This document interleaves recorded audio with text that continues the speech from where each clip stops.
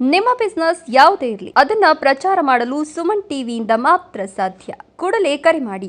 Welcome to Suman TV Kannada. ಸ್ವಾಗತ ವೀಕ್ಷಕರೇ.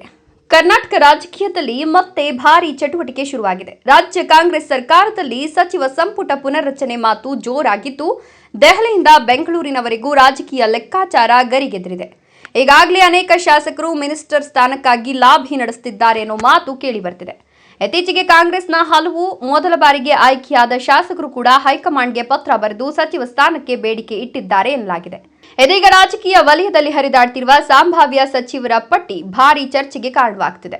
ಆದರೆ ಒಂದು ವಿಷಯ ಸ್ಪಷ್ಟ, ಈ ಪಟ್ಟಿ ಇನ್ನೂ ಅಧಿಕೃತ ಅಲ್ಲ. ಹೈಕಮಾಂಡ್ ಗ್ರೀನ್ ಸಿಗ್ನಲ್ ಕೊಟ್ಟ ಬಳಿಕವೇ ಫೈನಲ್ ಆಗಲಿದೆ. ಸಿಎಂ ಸಿದ್ದರಾಮಯ್ಯ ಕೂಡ ಸಚಿವ ಸಂಪುಟ ಪುನರ್ರಚನೆ ಬಗ್ಗೆ ಅಂತಿಮ ತೀರ್ಮಾನ ಹೈಕಮಾಂಡ್ ಕೈಯಲ್ಲಿದೆ ಅಂತ ಹೇಳಿದ್ದಾರೆ. ಹಾಗಾದ್ರೆ ಯಾರಿಗೆ ಸಿಗಬಹುದು ಸಚಿವ ಸ್ಥಾನ?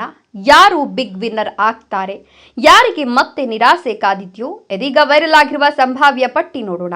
ಎಂಆರ್ ಸೀತಾರಾಮ್ ಕ್ರೀಡಾ ಮತ್ತು ಯುವಜನ ಇಲಾಖೆ, ಶರತ್ ಬಚ್ಚೇಗೌಡ ಉನ್ನತ ಶಿಕ್ಷಣ ಇಲಾಖೆ, ನಯನಾ ಮೋಟಮ್ಮ ಮಹಿಳಾ ಮತ್ತು ಮಕ್ಕಳ ಕಲ್ಯಾಣ ಇಲಾಖೆ, ಸುಬ್ಬಾರೆಡ್ಡಿ ತೋಟಗಾರಿಕೆ ಇಲಾಖೆ, ಪೊನ್ನಣ್ಣ ಕಾನೂನು ಮತ್ತು ಸಂಸದೀಯ ಇಲಾಖೆ, ಬಿಕೆ ಹರಿಪ್ರಸಾದ್ ಇಂಧನ ಇಲಾಖೆ, ರಿಜ್ವಾನ್ ಹರ್ಷದ್ ವಸತಿ ಇಲಾಖೆ, ಅಶೋಕ್ ಪಟ್ಟಣ ಅರಣ್ಯ ಇಲಾಖೆ, ರೂಪಾ ಶಶಿಧರ್ ಕಂದಾಯ ಇಲಾಖೆ, ಸಮರ್ಥ ಶಾಮನೂರು ಮೀನುಗಾರಿಕೆ ಮತ್ತು ಬಂದರು ಇಲಾಖೆ, ಸಲೀಂ ಅಹಮದ್ ಆರೋಗ್ಯ ಇಲಾಖೆ. ಇನ್ನು ಈ ಪಟ್ಟಿಯಲ್ಲಿ ಕೆಲ ಯುವ ಮುಖಗಳಿಗೆ ಅವಕಾಶ ಸಿಗಬಹುದು ಅನ್ನೋ ಮಾತು ಕೇಳಿ ಬರ್ತಿದೆ. ಮತ್ತೊಂದೆಡೆ ಹಿರಿಯ ನಾಯಕರು ತಮ್ಮ ಪ್ರಭಾವ ಬಳಸಿ ಸಚಿವ ಸ್ಥಾನಕ್ಕಾಗಿ ಪೈಪೋಟಿ ನಡೆಸುತ್ತಿದ್ದಾರೆ. ಕಾಂಗ್ರೆಸ್ ಒಳಗೆ ಈಗ ಯುವಕರಿಗೆ ಅವಕಾಶ ಕೊಡಬೇಕಾ ಅಥವಾ ಅನುಭವಿಗಳಿಗೆ ಆದ್ಯತೆ ಕೊಡಬೇಕಾ ಅನ್ನೋ ಚರ್ಚೆ ಶುರುವಾಗ್ತಿದೆ. ಆದ್ರೆ ವೀಕ್ಷಕರೇ, ಈ ಮೇಲಿನ ಪಟ್ಟಿ ಕೇವಲ ರಾಜಕೀಯ ವಲಯದಲ್ಲಿ ಹರಿದಾಡ್ತಿರುವ ಸಂಭಾವ್ಯ ಪಟ್ಟಿ ಮಾತ್ರ. ಅಧಿಕೃತ ಘೋಷಣೆ ಇನ್ನೂ ಆಗಿಲ್ಲ. ಹೀಗಾಗಿ ಯಾರು ಸಚಿವರಾಗ್ತಾರೆ ಅನ್ನೋದು ಮುಂದಿನ ಕೆಲ ದಿನಗಳಲ್ಲಿ ಸ್ಪಷ್ಟವಾಗಲಿದೆ.